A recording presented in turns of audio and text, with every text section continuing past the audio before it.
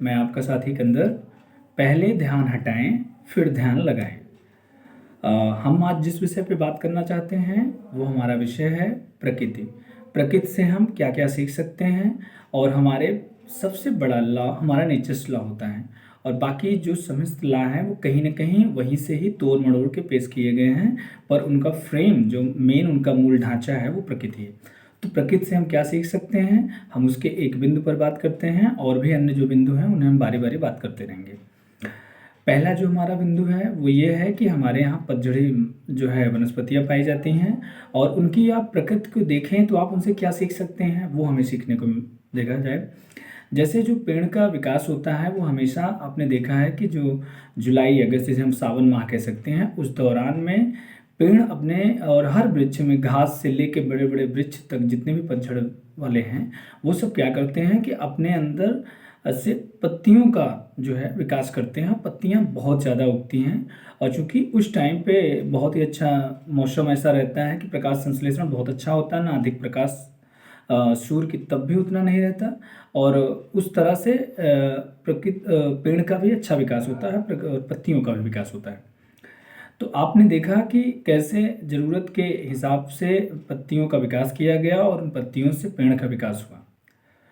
अब दूसरा मौसम आता है जब देखा है कि फरवरी मार्च, तो यही हमारा बसंत ऋतु आती है जिसे पतझड़ भी कह सकते हैं हम।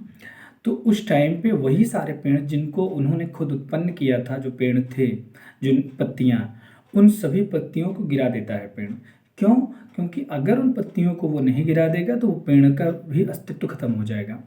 तो अपने अस्तित्व को बचाने के लिए उन पेड़ को गिरा दे पेड़ उन पत्तियों को गिरा देता है ताकि वो जिंदा रह सके। क्योंकि अगर वो पत्तियां रहेंगी तो कहीं ना कहीं जल का अवशोषण पेड़ के जड़ से ही करेंगी, बाहर से तो कोई ऐसी सुविधा है नहीं और सूर्य का तप ज़्यादा रहता है तो उसका प्रकाश जो है ऊर्ध्वपातन जिसे कहते हैं वाष्पोषण, उसका बहुत तेज होता है।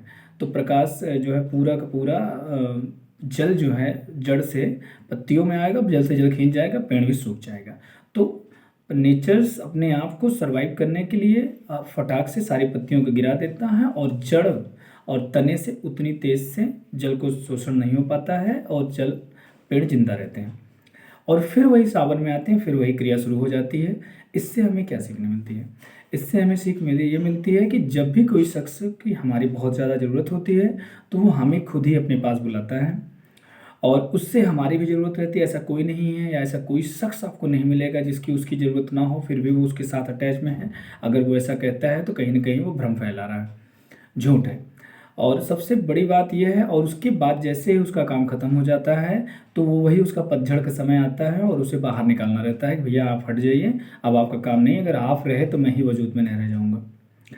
तो नेचर हमें ये सिखाता है कि जब भी हमारी जिसकी ज़रूरत होगी हम उसे लेंगे और जब हमारा काम खत्म हो जाएगा उसे निकाल देंगे। तो अगर मैं अपने शब्दों में से एक बात को कह दूँ कि लोग आपको नहीं आपसे होने वाले लाभ को पसंद करते हैं, तो ये बात में कोई ऐतराज़ नहीं होना चाहिए। सबसे बड़ी बात यह है कि लाभ से हमारा सेंस ये है कि आपका लाभ उनका लाभ, एक तरफा लाभ नहीं होता। कभी भी एक तरफा लाभ से कोई कार्य नहीं करता। अगर वो कह रहा है कि हमारा कोई लाभ नहीं था फिर भी हम इनके साथ में थे तो कहीं ना कहीं झूठ बोल रहा है। और क्योंकि अगर किसी का किसी से लाभ नहीं होगा तो वो उसके साथ में नहीं होगा। इस प्रकृति में अगर कोई किसी का लाभ नहीं है तो वो हमारे सिर्फ हमारी नज़रों में सिर्फ और सिर्फ माता पिता और गुरु हैं। उसके अलावा ऐसा कोई शख्स आपके पास जीवन में नहीं है जिसका आपसे लाभ ना जुड़ा हो फिर भी आपके लिए कार्य करें। तो नेचर सलाह हमें यही सिखाता है कि हम अपने आप को जब भी ज़रूरत पड़ेगी, और ये ऐसा नहीं कह रहा है कि आप किसी को हटा देते हैं तो आप गलत, मैं बिल्कुल नहीं कह रहा हूँ कि आप किसी को हटा देते हैं या आप कोई हटा देता है तो वो गलत है या आप किसी को हटा देते हैं तो गलत, बिल्कुल गलत नहीं है। खुद का वजूद होना सबसे ज़्यादा ज़रूरी है किसी के साथ होने से। कोई साथ हो या ना हो आपका वजूद होना बहुत ज़रूरी है। अगर आप किसी के साथ में रहे हो आपका ही वजूद ना रह गया तो क्या मायने रखता है। मैं अपने शब्दों को इसमें कहता हूँ कि जब आपको बढ़ना हो तो आप अकेले चलना सीखिए और जब आपको बहुत बढ़ना हो तो आप साथ में रहना सीखिए। क्योंकि बहुत आप तभी बढ़ सकते हैं जब आपका एक साथ होगा, एक समूह होगा। यूनियन ऑफ स्ट्रेंथ को सब कोई समझते हैं, उसमें कोई नई बात नहीं है।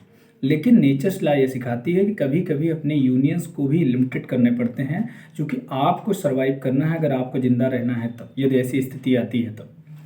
नेचर्स अगर आप इसे विभिन्न से आप समझते हैं, और भी कई हैं बहुत। अगर आप नियम पे आएंगे तो तरह तरह के नियम दिए जाएंगे। तो मेरा ये हमेशा ही मानना है कि मायने ये नहीं रखता है कि आज आप कितने सफल हैं, मायने ये रखता है कि क्या आप अपनी क्षमता के अनुसार सफल हैं कि नहीं। हमारी नज़रों में ये बिल्कुल नहीं है कि यदि कोई शख्स किसी चीज़ में कोई काम कर रहा था तो वो 100 के गोल को लेके स्टार्ट किया था और 100 को नहीं पाया, और वो 10 को पा गया और ये कह रहा है मैं 10 तो पाया। तो ये कहने के लिए बहुत अच्छी बातें हैं कि भाई चलो कुछ नहीं पाया तो नथिंग बेटर देन समथिंग, लेकिन चूंकि उसने 10 के हिसाब से तो गोल किया नहीं था, उसका स्टार्टअप ये था कि वो 100 गोल करने हैं, और 100 गोल ना करके वो 10 पाता है, तो मेरी नज़र में वो कहीं ना कहीं से विनर नहीं है। मैं उसे लूज़र भी नहीं कहूँगा कि उसने अच्छा किया, लेकिन मैं बिल्कुल नहीं कहूँगा कि उसने विनर का काम किया। और इन सब बातों से अगर हमारे वीडियोस के द्वारा आपको हल्का सा भी प्रेरणा मिलता है या कोई भी बातें आपको अच्छी लगती हैं तो प्लीज़ हमारे वीडियोस को लाइक एंड सब्सक्राइब करें और अपने दोस्तों में भी भेजें, कि जिससे कि उन्हें हमारे जो भी बातें हैं वो पता चल सकें, और उनके द्वारा जो हमें कमेंट्स किए जा रहे हैं उससे हम अपने आप को उस नए फॉर्म में तैयार करने करेंगे, जिससे कि हम सीख सकें आप लोगों से। इस दुनिया में कोई भी इंसान परिपूर्ण नहीं है, लेकिन मैं हमेशा कहता हूं कि बड़े से बड़े अंक को भी शून्य से लिखा जाता है, तो मैं भी उसकी शुरुआत में ही हूँ। अगर मुझसे कोई गलतियाँ होती हैं तो आप उसे नज़रअंदाज करें, और जो भी आपको लगता है कि इसे सुधार किया जा सकता है आप उसको कमेंट के माध्यम से हमें बता सकते हैं। मैं आपका साथी कंदर, आप स्वस्थ रहें, मस्त रहें।